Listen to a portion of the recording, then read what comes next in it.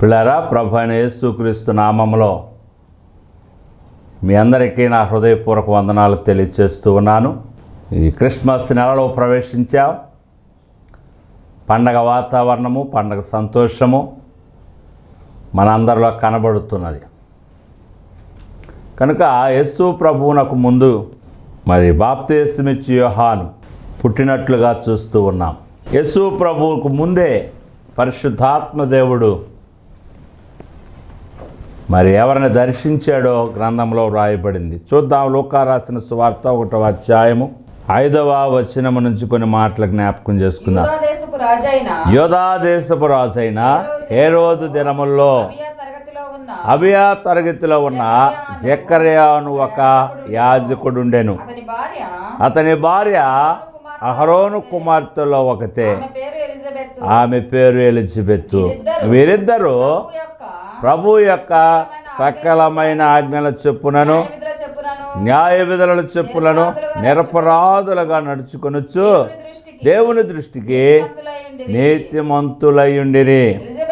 Elizabeth గొడ్రాలైనందున వారికి పిల్లలు లేకపోయారు. మరియు వారిద్దరూ బహుకాలము గడిచిన వృద్ధులయ్యుండిరి. ప్రార్థన చేసుకుందాం. యేసయ్యా, నీ వాక్యాన్ని మేము ధ్యానిస్తుండగా ఈ క్రిస్మస్ సందర్భముగా క్రిస్మస్ నెలలో ఉన్నాము. ప్రపంచమంతా క్రిస్మస్ వేడుకలు. ఈ సందర్భముగా నీ వాక్యాన్ని ధ్యానిస్తూ ఆ మాటలను మేము తలపోసుకునిచుండగా మాతో అందరితో మాట్లాడమని యేసయ్య శ్రేష్ఠ నామంలో ప్రార్థిస్తున్నాము తండ్రి, ఆమేన్. పిల్లారా, మనం గమనించినట్లయితే యోదయ దేశపు రాజైన హేరోదు దినముల్లో అబియా తరగతిలో ఉన్న జకర్యాను ఒక యాజకుడుండెను. ఇతడు యాజకుడై ఉన్నాడు. అతని భార్య అయిన అహరోను కుమార్తెలో ఒకతే, ఆమె పేరు ఎలిజబెత్. ఇక్కడ యాజకుడు మనకు కనబడుతున్నాడు. ఈయన పేరు జకర్యా, ఆయన భార్య పేరు ఎలిజబెత్. వీరిద్దరిని గురించి ఏం రాయబడిందంటే, వీరిద్దరూ ప్రభు యొక్క సకలమైన ఆజ్ఞల చెప్పునను న్యాయ విధుల చెప్పునను నిరపరాధులుగా నడుచుకొనొచ్చు దేవుని దృష్టికి. పిల్లరా, గమనించండి, మనుషుల దృష్టికి కాదు. ఎవరైనా మనుషుల దృష్టికి మంచివారిగా కనబడతారు. బయటికి ఒకలా కనబడతారు, లోపల ఒకలాగా ఉంటారు. పిల్లరా, మనుష్యులమైన మనము పై రూపాన్నే చూస్తాం, అంతరంగం మనకు తెలియదు. కానీ దేవుడు అంతరంగము చూసే దేవుడిన. దేవుడే సాక్ష్యము చెప్తున్నాడు. ఒక్కరు కాదు, ఇద్దరు. వీరిద్దరూ భార్యాభర్తలు ఇద్దరు.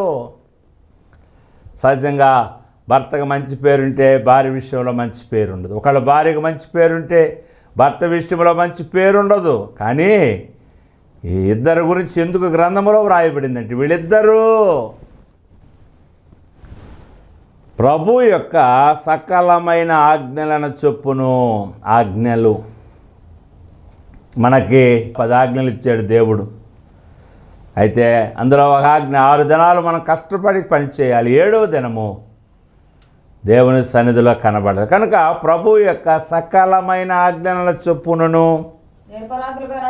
న్యాయ విధులు, దేవుడు ఏ విధులైతే వారికి నియమించాడు, భర్త విధులేమిటో, భార్య విధులేమిటో, సేవా విధులేమిటో, వారు దేవుడు న్యాయ విధుల చొప్పున నిరపరాధులు. వారిలో ఏ అపరాధము లేదు. వారిద్దరిలో ఏ అపరాధము లేదు. దేవుని ఆజ్ఞలు ఆచరించుటలోను న్యాయ విధుల ప్రకారం నడుచుకున్నట్టు ఎందును దేవుని దృష్టికి నీతిమంతులంటే నమ్మకస్తులుగా ఉన్నారు. దేవుడు నమ్మకస్తులైన వారి కోసం ఎదురు చూస్తూ ఉన్నాడు. ఆయనకి నమ్మకస్తులు కావాలి. దేవుని పని చేయాలంటే నమ్మకస్తులముగా ఉండాలి. దేవుడు నమ్మకస్తుడు. నమ్ముట నీ వలనైతే నమ్మువానికి సమస్తము సాధ్యము. దేవుడు మళ్ళీ నమ్మాలి, లేక మనము దేవుణ్ణి నమ్మాలి. ఎంతగా నమ్మాలి అంటే, ప్రాణం ఇచ్చేటంతగా, మాట వినేటంతగా, ఆయన మాట ప్రకారం జీవించేటంత నమ్మకస్తులుగా మనం ఉండాలి. నమ్మిన వారికి మరి ఎక్కువ అధికారం ఇస్తాడు, మరి ఎక్కువ బాధ్యత దేవుడు వారికి ఇస్తాడు. కనుక మరి దేవుని దృష్టికి నీతిమంతులై ఉన్నారు. ఇంత యథార్థముగా జీవించేవారు, ఆజ్ఞలు అనుసరించేవారు, వీరికి ఒక చిన్న సమస్య ఉన్నది. ఏమిటా సమస్య? 7వ వచనం, ఎలిజబెత్ గొడ్రాలైనందున వారికి పిల్లలు లేకపోయిరి. వారిద్దరూ బహుకాలము గడిచిన వృద్ధులు. ఇంత యథార్థంగా ఉన్నవాళ్ళు, నీతిమంతులుగా ఉన్నవారు, వారికి ఒక లోటు, కొరత ఏమిటంటే పిల్లలు లేరు. ఎలిజబెత్ గొడ్రాలుగా ఉంది, పిల్లలు లేని దానిగా. పిల్లల గమనించి చాలా కష్టము. పెళ్ళైన 1 సంవత్సరం నుంచి 6 మాసాల నుంచే అమ్మా విశేషమా అడుగుతూ ఉంటారు ఎవరైనా. మరి అలాగ ఎంతమందికి సమాధానం చెప్పలేకపోయిందో, మరి ఎన్ని మందులు వాడిందో, ఎన్ని ప్రార్థనలు చేసిందో. వీరిద్దరూ ప్రార్థన చేస్తే అనేక మంది పిల్లలు పుట్టి ఉండవచ్చు, అనేకులు బారసాలకు వెళ్ళి ఉండొచ్చు, పుట్టినరోజులకి వెళ్ళి ఉండొచ్చు. వీళ్ళు అనేకులకు ఆశీర్వాదకరముగా ఉన్నారు. వీళ్ళు ప్రార్థన చేస్తే ఎంతోమందికి పిల్లలు పుట్టి ఉంటారు. ఎందుకంటే దేవుని సేవకులు కనుక, యథార్థవంతులు కనుక, పరిశుద్ధులు కనుక దేవుడు ఆ శక్తి బలం వారికి ఇస్తాడు. అయితే వీరికి మాత్రం పిల్లలు పుట్టలేదు. అయ్యగారు అమ్మగారు ప్రార్థన చేస్తున్నారు, ప్రభువా నీకు ఇష్టమైతే చక్కని కుమారుని ప్రభువా, ఏదైతే మనకు లేదో అడుగుతాము దేవునికి. వీరిద్దరూ ప్రార్థన అనుభవంలో ఉన్నారు, ప్రార్థిస్తూనే ఉన్నారు పిల్లల కోసం. ఇలా వారు ప్రార్థించి వారాలు, నెలలు, సంవత్సరాలు గడిచిపోయి వారిద్దరూ బహుకాలము గడిచిన వృద్ధులు. వృద్ధాప్యం వేరు, బహుకాలము గడిచిన వృద్ధులు అంటే వృద్ధాప్యంలో సీనియర్ సిటిజన్. అయినా అనుదిన ప్రార్థన మాత్రం విడిచిపెట్టలేదు. ఏమిటి ప్రార్థన? పిల్లలు కావాలన్న ప్రార్థన మాత్రం వాళ్ళు చేస్తూనే ఉన్నారు. పిల్లల గమనించి 8వ వచనం, జకర్యా తన తరగతి క్రమము చొప్పున దేవుని ఎదుట యాజక ధర్మము జరిగించుచుండగా, యాజక మర్యాద చొప్పున ప్రభు ఆలయములోనికి వెళ్ళి ధూపము వేయుటకు. ధూపం వేయడం ఏమిటండి అనుకోవచ్చు. అగరబత్తి ధూపమా, సాంబ్రాణి ధూపమా? ధూపము వేయుటకు. చూడండి 141వ కీర్తనలో ఒక మాట జ్ఞాపకం చేస్తున్నాడు. ఏమిటి ధూపము? 141వ కీర్తన 2వ వచనములో మా ప్రార్థన ధూపము వలెను, నేను చేతులెత్తుట సాయంకాల నైవేద్యము. కనుక మన ప్రార్థన ఈ గదిలో నుండి ఒక ధూపం వలె దేవుని సన్నిధికి చేరాలి. దేవుని సన్నిధికి మన ప్రార్థనలు ఎలా చేరుతాయి? ఒక ధూపము వలె ఆయన సన్నిధికి చేరుతుంది. మనం చేతులెత్తి ప్రార్థన చేయుట, అది ఉదయకాలం అయితే ఉదయకాల నైవేద్యము, మధ్యాహ్న కాలం అయితే మధ్యాహ్న కాల నైవేద్యము, సాయంకాలం అయితే సాయంకాల నైవేద్యం. కనుక ధూపము వేయడానికి ఆలయములోనికి ప్రవేశించాడు. ఆయన వంతు వచ్చింది. ధూప సమయమందు ప్రజల సమూహమంతా వెలుపల ప్రార్థన చేయుచుండగా ప్రభువు దూత ధూపవేద కుడివైపున నిలిచి అతనికి కనబడగా జకర్యా అది చూచి తొందరపడి భయపడిపోయాడు. ఎప్పుడు కలుగని అనుభవం. ఆయన ప్రార్థన చేసి వచ్చేవాడు, ప్రజలందరి కొరకు ప్రార్థన చేసి ఆ ధూపంలో వేసి వచ్చేసేవాడు. కానీ ఈసారి ధూపం వేయడానికి ఆయన అతి పరిశుద్ధ స్థలానికి వెళ్ళినప్పుడు ప్రభువు దూత ధూపవేదిక కుడివైపున నిలిచి అతనికి కనబడగా జకర్యా అది చూచి తొందరపడ్డాడు, భయపడ్డాడు. అప్పుడు దూత అతనితో, జకర్యా భయపడొద్దు, నీ ప్రార్థన వినబడింది, నీ భార్య అయిన ఎలిజబెత్ నీకు కుమారుని కండు. ఎంత చక్కని మాట అండి. నువ్వు భయపడొద్దు. ఎందుకంటే జకర్యా భయపడిపోతున్నాడు. ఎందుకంటే ఆ లోపలికి దురాత్మలు వచ్చే అవకాశం లేదు. అది ధూపవేదిక, అది పరిశుద్ధ స్థలము. ప్రధాన యాజకుడు మాత్రమే లోపలికి వెళ్ళగలడు. నువ్వు భయపడొద్దు, ఇదిగో నీ ప్రార్థనలు. ఎంత చక్కని మాట. జకర్యా, ఎలిజబెత్, పెళ్ళైన కొద్ది రోజులుగా మీరు చేస్తున్న ప్రార్థన మీరు వినబడలేదు అనుకుంటున్నారు. దేవుడు నా ప్రార్థన వినలేదు, నా ప్రార్థనకు జవాబు ఇవ్వలేదు అనుకుంటాము. కానీ మన ప్రార్థనలు దేవుని సన్నిధికి చేరుతాయి. కొర్నేలి, నీ ప్రార్థనలు, నీ ధర్మకార్యాలు దేవుని సన్నిధిలో జ్ఞాపకార్థముగా ఉన్నాయి, జ్ఞాపకార్థంగా ఉన్నాయి. అవును పిల్లారా, మన ప్రార్థనలన్నీ ఆయన విననేరకుండున్నట్లు ఆయన చెవులు మందముగా లేదు. సహాయం చేయడానికి ఆయన చేయ కురచగా ప్రార్థన ఆలకించే దేవుడు, ప్రార్థనకు జవాబిచ్చే దేవుడు మన దేవుడు. జకర్యా, నీ ప్రార్థనలు వినబడినవి. బహుశా దేనికోసమైన ప్రార్థన చేసి ఉంటాడు? పిల్లల కోసం ప్రార్థన చేశాడు, బహుకాలంగా చేస్తూనే ఉన్నాడు. అప్పుడు చేస్తే ప్రార్థన ఇప్పుడు ఆయనకి జవాబు వచ్చింది, వినబడినది. నీ భార్య అయిన ఎలిజబెత్ నీకు కుమారుని కనును, అతనికి యోహాను అను పేరు. నువ్వు కుమారుని భార్య ఎలిజబెత్ నీకు కుమారుని కంటూ అతనికి యోహాను అని పేరు పెట్టుదువు. అతడు ప్రభు దృష్టికి గొప్పవాడై ద్రాక్షారసమైనను మద్యమైనను త్రాగక తల్లి గర్భము పుట్టినది మొదలుకొని పరిశుద్ధాత్మతో నిండిన వాడే ఇశ్రాయేలీలో అనేకులను ప్రభు అయిన దేవుని వైపు త్రిప్పును. ఎంత చక్కని మాట. ఆల్రెడీ ఒక లెటర్ రాసుకొచ్చేసాడు ఈ గాబ్రియేలు దూత. నీ భార్య నీకు ఒక కుమారుని కంటుంది, అతడు పరిశుద్ధాత్మతో నిండినవాడు, ఆయన ప్రభు దృష్టికి గొప్పవాడు. ద్రాక్షారసం తాగడు, మద్యమైనను త్రాగగా తల్లి గర్భంలో పుట్టినది మొదలుకొని ఓహో పరిశుద్ధాత్మతో నిండుకొనిన వాడై ఉంటాడు అని చెప్పగానే నేను ఆశ్చర్యపోయాడు. సంతోషించాలి. అయ్యా, నా ప్రార్థన విన్నావు కనుక నీకే కోటాను కోట్ల స్తుతులు స్తోత్రాలు చెప్పాలి. కానీ దానికి విరుద్ధంగా ఏం చెప్తున్నాడో చూద్దాం.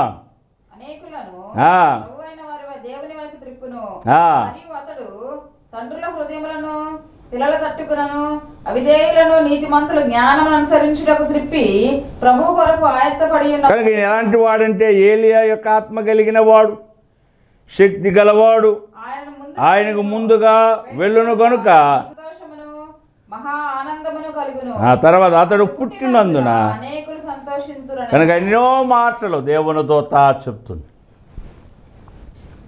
మరి అయ్యగారు నమ్మాలి కదా, దేవుని సన్నిధిలో ఉన్నాడు, సముఖంలో ఉన్నాడు, దేవుని వాక్యాన్ని చదువుతున్నాడు, ఎంతో అనుభవం కలిగిన అయ్యగారు.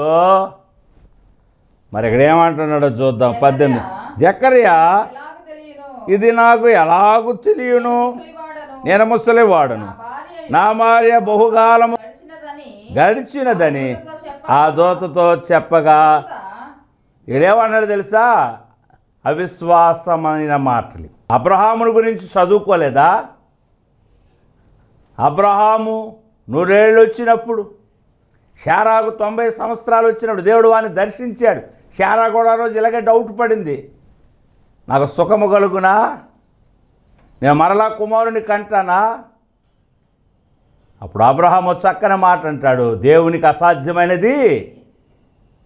కనుక ఈయన ధర్మశాస్త్రాన్ని బోధించేవాడు, ధర్మశాస్త్రాన్ని ధ్యానించేవాడు, ధర్మశాస్త్రానుసారంగా జీవించినవాడు, సకల ఆజ్ఞల చొప్పున న్యాయ విధుల చొప్పున ప్రవర్తించేవాడు. ఒకసారే అవిశ్వాసమైన మాటలు, దేవుని మీద దేవుని నమ్ముకున్నవాడు కానీ దేవుని మాటలు నమ్మలేకపోతున్నాడు, దేవుని దూత మాటలు నమ్మలేకపోతున్నాడు. ఇలా చాలా విషయాలు మనం నమ్మం. అవిశ్వాసమును బట్టి, వారి అపనమ్మకాన్ని బట్టి కొన్ని కార్యాలు మనకు జరగవు. వారి అవిశ్వాసాన్ని బట్టి దేవుడు అక్కడ గొప్ప కార్యాలు చేయలేదట.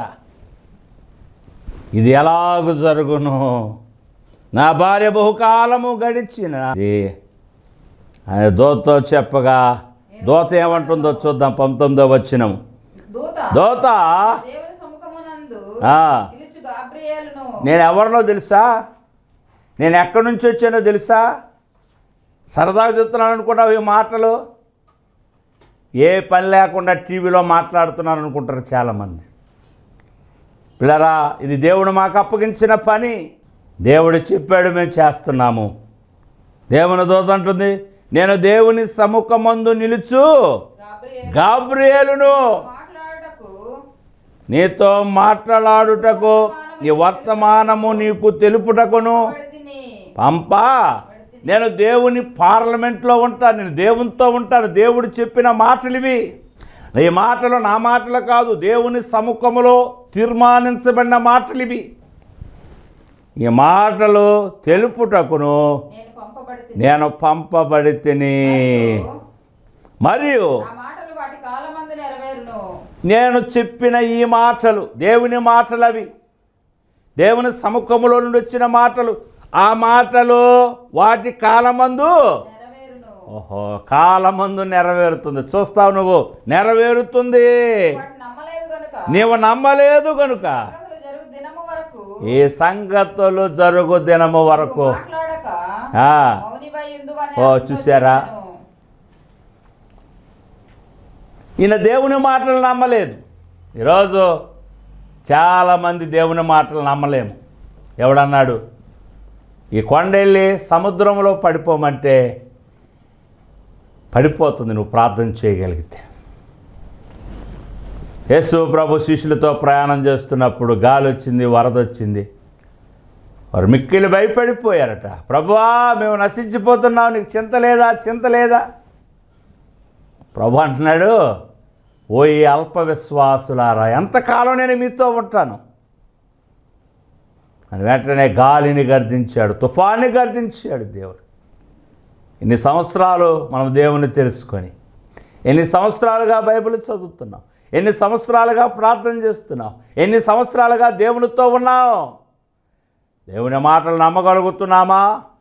విశ్వసించగలుగుతామా? విశ్వాసించకపోతే దేవుని పిల్లలము కాదు. విశ్వాసమనున్నది నిరీక్షించబడు వాటి యొక్క స్వరూపములు. ఉన్నది లేనట్లుగా, లేనిది ఉన్నట్లుగా చేయగలవాడు దేవుడు. సంతు లేనిదానికి సంతానమిచ్చే దేవుడు ఆయన. ఆశ్చర్యకరుడు, ఆలోచనకర్త, బలవంతుడైన దేవుడు. ఆయన మురిస్తే ఎవడు తెరవగలడు, ఆయన తెరిస్తే ఎవడు ముయ్యగలడు. ఈరోజు చాలామంది దేవుని మాటలు నమ్మలేకపోతున్నాం, వాక్యానుసారముగా జీవించలేకపోతున్నాం. సేవకులముగా ఉన్న మనము, సంఘ పెద్దలుగా ఉన్న మనము, మంచి విశ్వాసిగా ఉన్న మనము దేవుని మాటలు వినలేకపోతున్నాము. పిల్లరా, గమనించి, ఇది దేవుని మాటలు వినే సమయం. ఇది ఈ డిసెంబర్ నెల, క్రిస్మస్ నెల దేవుడు ఎలిజబెత్తో మాట్లాడాడు, జకడతో మాట్లాడాడు, యేసేపుతో మాట్లాడాడు, మరియతో మాట్లాడాడు. ఓహోహో, ఎంత గొప్ప దేవుడు అని. గొల్లలతో మాట్లాడిన దేవుడు ఈరోజు నీతో నాతో మాట్లాడుతున్నాడు. ఇంకెవరైనా వినలేదా? నమ్మలేకపోతున్నామా? గ్రహించలేకపోతున్నామా? నమ్ము, ఆయన మహిమను చూస్తాము. పిల్లలు ఇక్కడ గమనించినట్లయితే, నువ్వు నమ్మలేదు కనుక దూత ఇంకో మాట కలిపింది, ఇది జరుగు కాలము వరకు నువ్వు మోగవాడు అయిపోతావు. దేవుని సముఖములో తీర్మానించబడిన మాట కాదు ఇది. ఇది దేవుని మాట కాదు, దేవుని యొక్క దూత మాట ఇది. ఏమిటి? నువ్వు నమ్మలేదు కనుక. బహుశా దేవుడు అనుకున్నాడు జకర్యా వెంటనే నమ్మేస్తాడు అనుకున్నాడు. అక్కడ డౌట్ రాలా. కానీ జకర్యా బహుకాలము గడిచిన వృద్ధుడు కనుక ఇది ఎలాగ జరుగుతుంది అనగానే దేవుని దూత అంటుంది, వినలేదు కనుక, నమ్మలేదు కనుక. ఈ సంగతులు అనగా నీకు కుమారుడు పుట్టి వాడు పెద్దవాడు వరకు, వాడికి పేరు పెట్టే వరకు నువ్వు మగవాడివై ఉంటావని పలికి వెళ్ళిపోయింది. ఇప్పుడు గమనించండి, ఈరోజు మనము దేవుని మాటలు వింటున్నామా లేదా అని మనము గమనించుదాం. దేవుని మాటలు బలమైన మాటలు, శక్తిగల మాటలు. ఆ మాటలను మనం వినాలి. వింటే ఆయన మహిమను మనము చూస్తాము, ఆయన కార్యాలు మనం చూస్తాము, గొప్ప ఆశీర్వాదమును పొందుకుంటాము. పిల్లరా, మనం చూసినట్లయితే ఇందులోనే కొన్ని మాటలు, దేవుని మాటలను మనం గమనిస్తూ ఉన్నాం. ఇందులోనే 21 వచ్చిన ప్రజలు జకర్యా కొరకు కనిపెట్టుచుండిరి, ఆలయమునందు ఆలస్యము చేసినందున అతడు వెలుపలికి వచ్చినప్పుడు వారితో మాట్లాడగలేకపోయినందున ఆలయమునందు అతనికి దర్శనము కలిగినదని గ్రహించరి. అప్పుడు అతడు సైగలు చేయొచ్చు మోగవాడే. సరే, దేవుని దూత చెప్పిన మాట నెరవేరినట్లుగా చూస్తున్నా. ఆలయం నుంచి ఎప్పుడు అయ్యగారు బయటకు వస్తాడా, మమ్మల్ని దీవిస్తాడా, ఆశీర్వాద వచనాలు పలుకుతాడా, మీ పాపాలు క్షమించబడ్డాయి, మీ కొరకు బలి అర్పించబడిందన్న మాట చెప్తాడా అని వాళ్ళు ఎదురు చూశారు. వాళ్ళు ఎదురు చూస్తున్నట్లుగానే ఆయన వెలుపలకు వచ్చాడు, కానీ ఏమీ మాట్లాడలేకపోయాను. ఆయన సైగ చేస్తూ ఉన్నాడు. ఇంతకుముందు బాగానే మాట్లాడేవాడు జకర్యా, చక్కని ఆశీర్వాద వచనాలు పలికేవాడు. కానీ ఇప్పుడు ఆయన లేనివాడిగా ఉన్నాడు. అయితే వాళ్ళు అనుకున్నారట లోపల ఆయనకి దర్శనము కలిగిందని. పిల్లారా, 23వ వచనం, అతడు సేవ చేయు దినములు సంపూర్ణమైనప్పుడు తన ఇంటికి ఆయన ఎన్నో వంతులు దేవుని సేవ చేయడానికి అవకాశం వచ్చింది, కానీ ఎలాంటి అనుభవం ఆయనకి లేదు. ఇలా ఎప్పుడు ఆయన చూడలేదు. ఆయన సేవా దినములు సంపూర్ణమైనప్పుడు ఇంటికి వెళ్ళాడు. వెళ్ళగానే 24వ వచనము, ఆ దినములైన పిమ్మట ఎలిజబెత్ గర్భవతి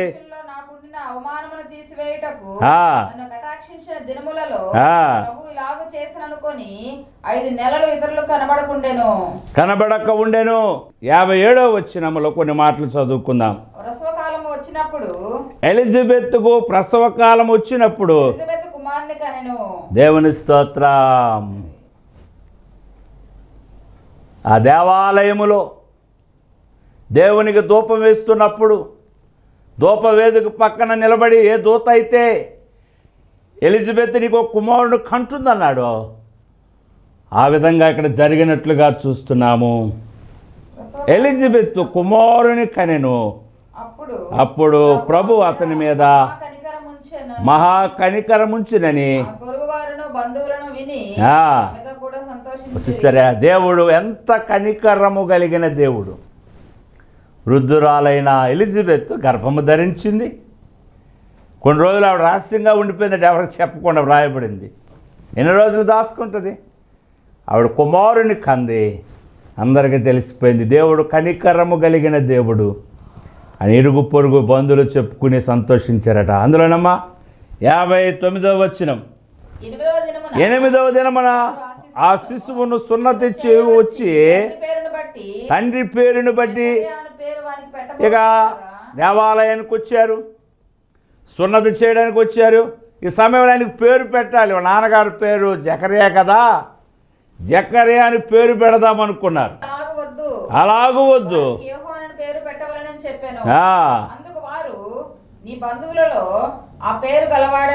వాళ్ళేదో పేరు చెప్తున్నాడు, పైకి చేస్తాడు, వద్దు. బహుశా రాసి ఉండొచ్చు. ఆయనకి యోహానని పేరు పెట్టండి. వాళ్ళ బంధువులు అన్నారు, యోహానను పేరు గలవాడెవడును లేడు చెప్పి అడిగిరి. అతడు వ్రాత పలక తెమ్మని వారి పేరు యోహానను వ్రాసెను. ఆశ్చర్యపడిరి. వెంటనే నాలుక సడలి దేవుని స్తుతించుచు దేవునికి మహిమ కలుగునుగాక. దేవుని మాటలు నిరర్థకం కావు. దేవుని దూత, దేవుని చేత పంపబడిన గాబ్రియేలు మాట కూడా నిరర్థకం కాలేదు. ఏ పేరు పెడదాం. ఈరోజు చాలామంది పేర్లు పెడుతున్నారు, పలకో తిరగో, రకరకాలైన పేర్లు పెడుతున్నారు. ఇక్కడ ఏం పేరు పెడదాం? ముందుగానే బయలుపరచబడింది, ముందుగానే తెలియపరచబడినది. యోహాను అని పేరు పెట్టాలి. అయితే ముందు వాళ్ళ నాన్న అడుగుదాం, అయ్యా అయ్యగారు, జకరియా గారు ఏం పేరు పెట్టమంటారు? సైకిల్ చేశారు.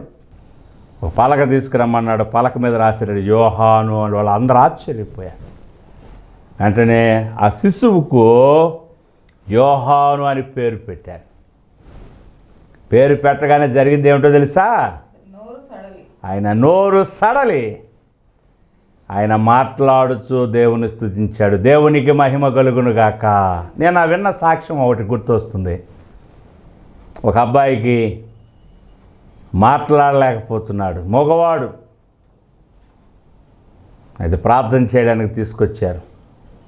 ప్రార్థన చేయడానికి తీసుకొచ్చినప్పుడు వాడు మాట్లాడలేకపోతున్నాడని విని అయ్యగారు వాడికి ఒక పేరు పెట్టాడు, యోహాను అని. ఎప్పుడైతే ఆ పేరు పెట్టి ఆయన పిలవగానే ఆయన నాలిక సడలి మాట్లాడసాగాను. దేవునికి మహిమ కలుగును గాక. ఇక్కడ జకరియా ఆ పేరు రాయగానే, లేకపోతే ఆ శిశువుగా పేరు పెట్టగానే ఆయన నాలిక సడలి మాట్లాడసాగెను. కనుక యేసు ప్రభు కన్నా ముందు, లేక మరియ గర్భము దాల్చక ముందు దేవుడు జకరియా ఎలిజబెత్తులను దర్శించాడు. ఇవి గర్భాలు తెరవబడే రోజులు, ఇవి ప్రవచనాలు నెరవేరే రోజులు, దేవుని దూత సంచరించే రోజులు. నీ గర్భం తెరవబడలేదా? ప్రార్థన చేయి. నీ ప్రార్థనలు ఇంతవరకు దేవుడు జవాబు ఇవ్వలేదా? జవాబు పొందే రోజులు ఇవి. గర్భాలు తెరవబడే రోజులు ఇవి. ప్రభు ఆశీర్వదించే రోజులు, ప్రవచనాలు నెరవేరే రోజులు ఇవి. జకరియా ఎలిజబెత్తులు బహుకాలము గడిచిన వృద్ధులు. వారు దేవుని దృష్టికి అనుకూలముగా ఉన్నారు. ఈరోజు మనం కూడా ఆ విధంగా ఉన్నట్లయితే గొప్ప కార్యాలు మనం చూస్తాము. దేవుడు మనల్ని వాడుకుంటాడు, దేవుడు మన సంతానాన్ని వాడుకుంటాడు. అటువంటి కృప దేవుడు మనకు అనుగ్రహించునుగాక. ఆమె తల వంచి ప్రార్థన చేసుకుందాం. స్తుతుల పాత్రుడా, స్తోత్రారుడా, గొప్ప దేవ, జకరియా ఎలిజబెత్తుల గురించి జ్ఞాపకం చేసుకోవడానికి కృప ఇచ్చారు. వారు బహుకాలము గడిచిన వృద్ధులు, వారిని దర్శించావు అయ్యా. వారు పిల్లలు లేరు, పిల్లలు ఇస్తారని వాగ్దానం చేశావు. వాగ్దానం నెరవేర్చిన దేవుడు ప్రభా. మూయబడిన గర్భాలు తెరిచిన దేవానికి వందనాలు. సంఘములో, కుటుంబాలలో ఇంకెవరైతే అయా గర్భ ఫలం లేకుండా బాధపడుతున్నారు, యేసు నామములో వారి గర్భాలు తెరవబడునుగాక, వారి కార్యాలు జరుగునుగాక. కృప దయచేయమని యేసయ్య శ్రేష్ఠ నామంలో ప్రార్థిస్తున్నాము తండ్రి. మన ప్రభువైన యేసుక్రీస్తు కృప, దేవుని సహాయము, పరిశుద్ధాత్మతోడు మనందరికి తోడుగా ఉండి నడిపించునుగాక. మరణాత స్తోత్రం. అందరికి వందనాలు. క్రిస్మస్ సంతోషం, ఆనందము దేవుడు మీ అందరికి అనుగ్రహించునుగాక. మరణాత.